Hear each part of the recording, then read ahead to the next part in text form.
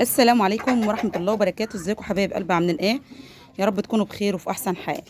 جالكم فيديو جديد النهارده، يا رب الفيديو ينال اعجابكم. بالله عليكم حبايب قلبي اللي ما اشتركش في القناه يشترك ويفعل زر الجرس على الكل عشان يوصلكم كل جديد من قناتي قناه ام ليلى. قبل ما ندخل في محتوى الفيديو بتاعنا، يا ريت نسمي بالله ونصلي على الرسول. بسم الله الرحمن الرحيم. اللهم صل وسلم وبارك على محمد وعلى اله واصحابه اجمعين. حبيبنا ونبينا وشفيعنا يوم الدين محمد صلى الله عليه وسلم. ربنا يبارك يا رب ليا ولكم أمة محمد أجمعين، ويرزقنا ويرزقكم جميعا الخير إن شاء الله. الديك بتاع البراحمة ده بدأ يشتغل خلاص، لقيته بيخصب في الطيور اللي موجودة معانا، فأنا مش لاقية مكان أحط فيه الفراخ البراحمة عشان الفرخة بتاعتي تجيب براحمة صافي ما يخصبهاش الديك الهندي. فأنا يعني فكرت في فكرة كده، بس يا رب تنجح وتكون كويسة جدا جدا، إن أنا أخرج الفراخ البزراميط اللي موجودة في المكان ده بره وادخل مكانهم البراهمه. بس يا رب تكون الفكره كويسه والطيور الديوك ما تضربش بعضها. فبقى ان دول بزراميط واللي بره بزراميط، فانا قلت بقى ايه، قررت ان انا اخرج دول بره وادخل البراهمه مكانهم. فهنشوف الدنيا هتمشي ازاي وامورنا هتبقى ازاي، بس ربنا يسترها والفراخ الديوك الكبيره ما تضربش بعضها، لان فعلا حقيقي يعني مش لاقي مكان للبراهمه تماما.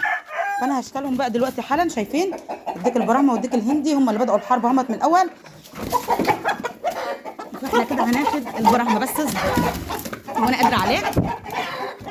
بسم الله الرحمن الرحيم. بسم الله الرحمن الرحيم. ده الديك الكبير اهوت، والديك التاني يعني لا حول الله ولا قوه، غلبان جدا. بس ده اللي عامل مشاكل، كنت مفكراه طيب طلع عامل مشاكل كتير. بسم الله ما شاء الله، الله اكبر. ربنا يبارك يا رب. ده اهوت الاولاني، وهنجيب التاني.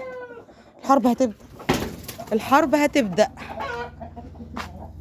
هحاول ان انا اخد ديك من دول واديه البيت التاني مع كام فرخه كده هناك، عشان كده مش هينفع. شايفين اهو، دي اللي انا كنت خايفه منه. لا اهدى بقى انت وهو، اهدى بقى يعورونا انت. هخلص بس انقل البراهمه صلي على واشوف لي محمد. صرفه فيهم عليه الصلاه والسلام.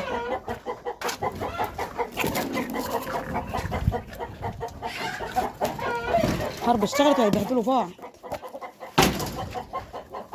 شايفين مش هيس... انا بقى عايزه امسك واحد منهم في اللحظه دي، بس ازاي بقى مش عارفه. بس خلاص انا خدته في ايدي، خلاص خلاص اهدى.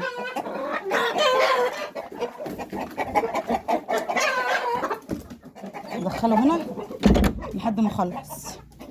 هحاول انقل معاه فرختين ثلاثه في البيت التاني واسيبه في البيت التاني. تعالى يا عم الحاج، ادخل بقى البراهمه الشمرد والعتاقي كلهم مع بعض في مكان واحد،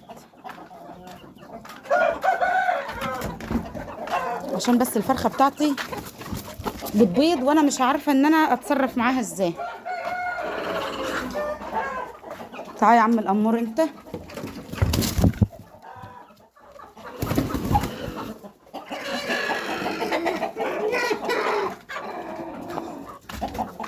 ده اصلا هيضرب في الديك الاسود وهتبقى الدنيا فيها مشاكل كبيره. مش عارفه اتصرف ازاي، لان فعلا يعني انا عايزه اخد انتاج براهمه. انا عايزه، المشكله عندي ان انا عايزه اخد انتاج براهمه، ما عنديش اماكن ان انا اوسع الطيور بتاعتي. وعشان اعمل عيش عشان النهارده مكلفه جدا، العشش مكلفه جدا.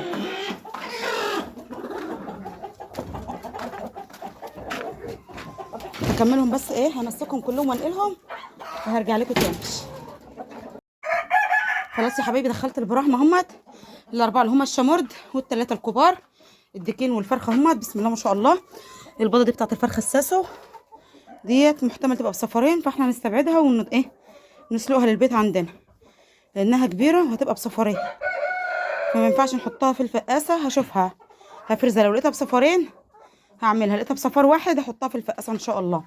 فربنا يبارك. كده البراهمه بقت في عشه الوحيده هي. بسم الله ما شاء الله، ربنا يبارك. هنسيبهم بقى هنا مستقرين هنا عشان الفرخه بتاعتنا لما تبيض يبقى الانتاج بتاعها براهمه صافي. فربنا يبارك يا رب للجميع ويرزق الجميع الخير. هم الصغيرين والكبار كانوا مع بعض في مكان واحد، فما فيش اي ضرر عليهم ولا انا خايفه على اي حاجه فيهم. فربنا يبارك يا رب. والقفص هيناموا عليه مكان الفراخ التاني، مفيش اي مشكله. انا كان سابقه لي 3 4 ايام، فالمكان نظيف مفيش فيه اي حاجه. فربنا يبارك. اكتر من انا هعلفهم واغير لهم الميه بتاعتهم، بس مفيش اكتر من كده. فربنا يبارك يا رب ان شاء الله ويرزق الجميع الخير. فهنحاول بقى نظبط الدنيا ونشوف الديك هيبقى نظامها ايه مع بعض. والديك التاني مش هينفع مع دي تماما، يعني هيبهدلوا بعض، هيبهدلوا بعض احلى بهدله. بس انا حقيقي مش لاقي اي مكان للفراخ البراهمه بتاعتي غير كده. فقلت بقى هما ايه البزراميط تطلع مع بعض وعادي مفيش اي مشاكل، وانا اودي الديك التاني بقى اوديه هناك. بس المشكله ان ديك واحد مش هيكفي الفراخ دي كلها، فمش عارفه اعمل ايه ولا عارفه اتصرف ازاي. فعايزه اسيبهم مع بعض واشوف الدنيا هترسي على ايه. مش عارفه حقيقي، مش عارفه والله العظيم اتصرف ازاي. اطلع بره كده، اطلع بره، ربنا يهديكوا لبعض. ولو واحد منهم سكت التاني هيسكت، بس مش عارفه اعمل ايه.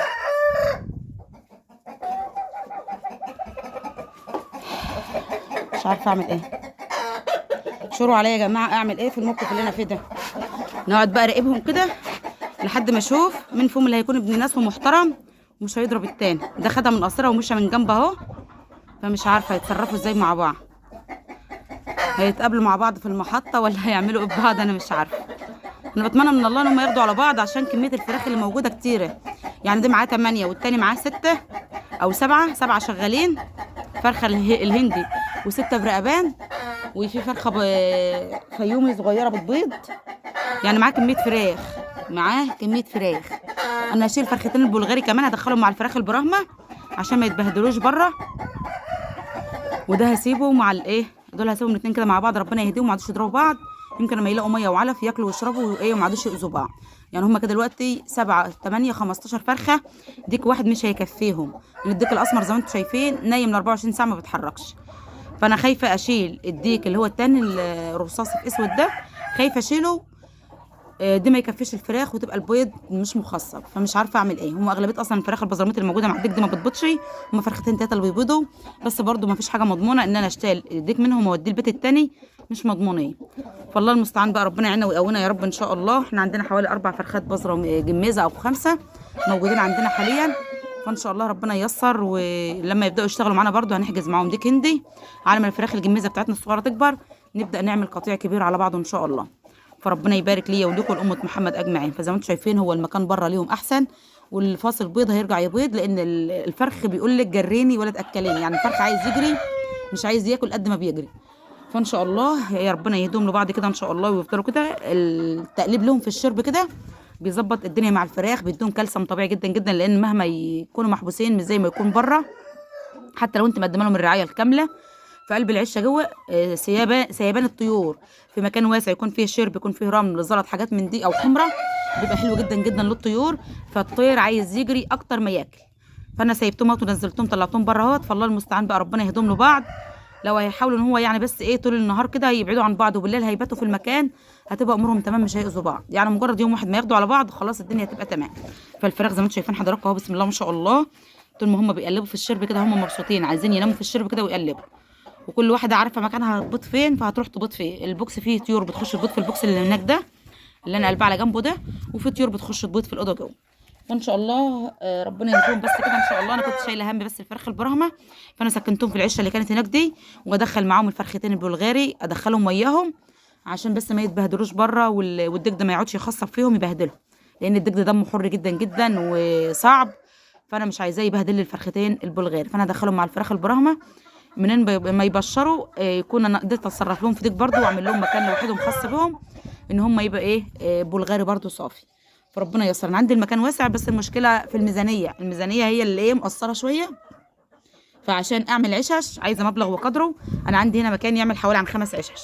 يعني شايفين من المساحه اللي هناك دي لحد ما انا قاعده كده، يعني شايفين المساحه كبيره. يعني شايفين من عند الشرب كده لحد هنا ده يعملوا 3 عشش من بدري، وهناك 3 زيهم يبقى 6 عشش. يعني عندي مكان يعمل 6 عشش، بس 6 عشش دول هيكلفوا جامد. بس الله المستعان. ربنا يعيننا ويقوينا جميعا يا رب ان شاء الله، ويفرجها عليا وعليكم وعلى امه محمد اجمعين، ويرزقنا جميعا خير الدنيا والاخره.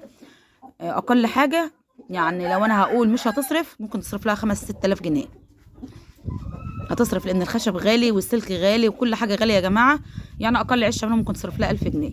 اقل عشه ممكن تصرف لها 1000 جنيه خشب وابلكاش وسلك والكلام من ده كله، تصرف لها 1000 جنيه.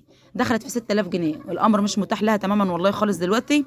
فالله المستعان. ربنا يعيننا ويقوينا جميعا يا رب ان شاء الله، ويرزقنا ويرزقكم جميعا خير الدنيا والاخره يا رب، اللهم امين. فربنا يرزقنا خير ان شاء الله، ونقدر نوفر لو هنعمل عشه بعشه، بس الله المستعان. ربنا يعيننا ويقوينا جميعا يا رب، ربنا يعيننا ويقوينا جميعا. لان العشه عشان عندها تبقى ارتفاعها عالي، الارتفاع ممكن يعمل له 3 متر، فهيكلف الخشب، هيكلف معايا. كل عشه عايزه باب، فكل حاجه هتصرف يا جماعه. فربنا المستعان بقى يعني ايه، يقدر ان احنا نوفر فلوس بقدر المستطاع. لان اصلا البيع واقف دلوقتي الفتره دي، الناس كلها خايفه من الحر، فما فيش حد بياخد طيور. انا هشتغل فرختين البلغاري ادخلهم. عد كده يا فله، ادخل. هجيب الفرختين البلغاري ادخلهم على البراهمه يبقوا مع بعض. الديك ده حلو جدا جدا، انا هربيه برضو. جدعه شطوره، ما هتبطنيش، مؤدبه. بس اما اجيب اختك رخله، ادخل. اجيب اختك رخله. هي فين بقى؟ دول اللي صفولي من 5. اهدي يا ستي الكتكوت. هذا التاني.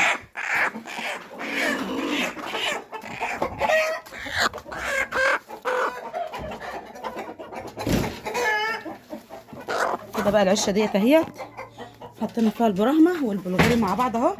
بسم الله ما شاء الله. ونجيب لهم بقى العلف ونجيب لهم الميه. ربنا يبارك يا رب، ربنا يبارك للجميع ويرزق الجميع الخير يا رب، اللهم امين. كده احنا سكناهم في مكانهم الطبيعي، فربنا يبارك يا رب ان شاء الله. كده بقى نعلف بقى واخلص براحتي عشان ما اطولش عليكم، بس حبيت اوريكم وانا بسكن الفراخ البراهمه بتاعتي. بسم الله ما شاء الله، ربنا يبارك يا رب. مش عارفه التليفون بتاعي اضاءته وحشه ليه النهارده، التصوير اصلا في البيت ده بيبقى رخم شويه. فربنا يبارك يا رب ان شاء الله، ويرزق الجميع الخير يا رب، اللهم امين. دي كان الفيديو بتاعنا النهارده، استنى الفيديو جديد واشوفكم على خير، والسلام عليكم ورحمه الله وبركاته.